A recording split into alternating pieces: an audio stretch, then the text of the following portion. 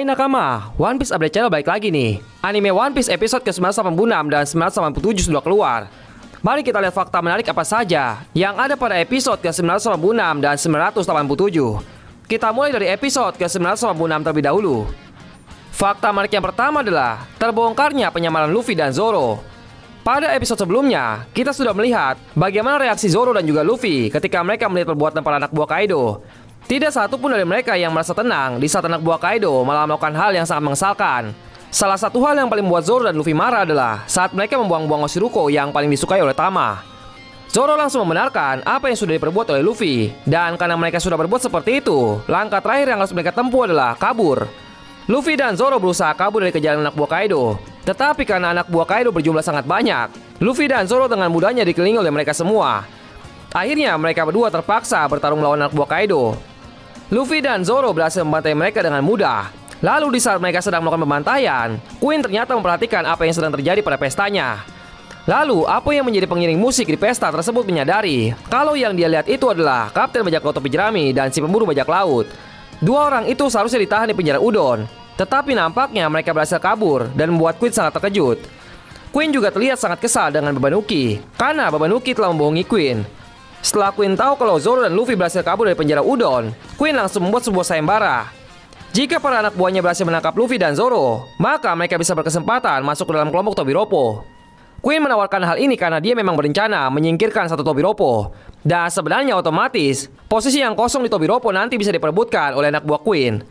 Setelah mendengar sayembara itu, semua anak buah Queen langsung bersemangat. Apo juga tidak mau ketinggalan. Dia juga ingin naik jabatan menjadi Tobiropo.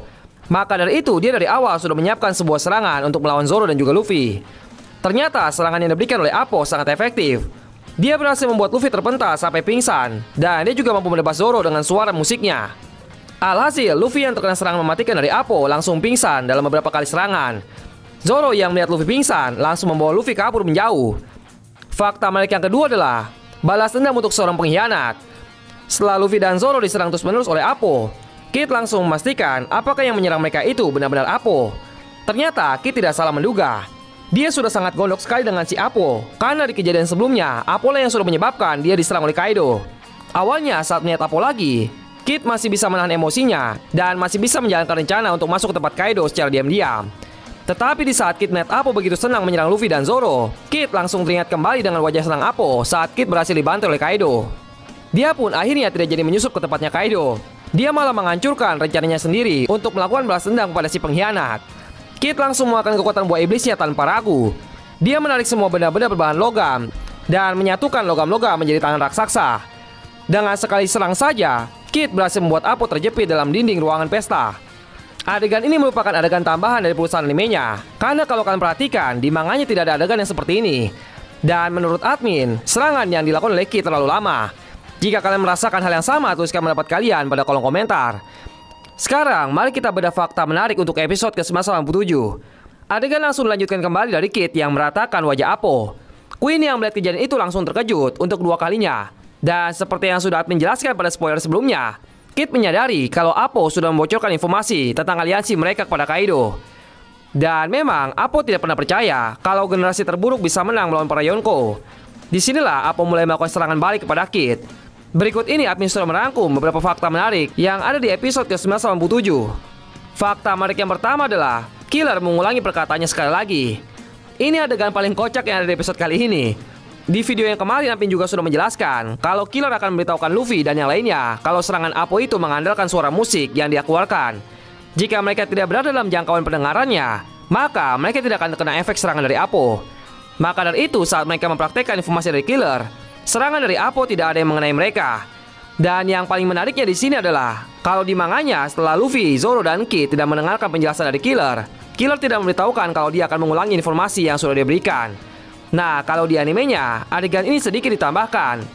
Killer ternyata sempat mengulangi informasi tentang kekuatan Apo kepada mereka bertiga, sehingga nanti mereka bisa menghindar dari serangan Apo yang selanjutnya. Tidak hanya adegan ini saja yang sudah mengalami perubahan. Ada adegan taman pertarungan Kid dengan anak buah Kaido. Kemudian adegan pertarungan Zoro dan Luffy melawan anak buah Kaido juga. Fakta menarik yang kedua adalah rencana yang diubah. Nah, adegan ini cukup menarik perhatian admin. Di sini terlihat lebih jelas bagaimana jalan cerita yang sebenarnya terjadi. Ternyata Kinemon sempat memberikan pengumuman perubahan rencana kepada para pasukannya. Hal ini karena Kinemon mempertimbangkan karena dia merasa para musuhnya belum mengetahui soal kedatangan mereka. Maka dari itu dari sekarang mereka akan berpencar menjadi 2 tim.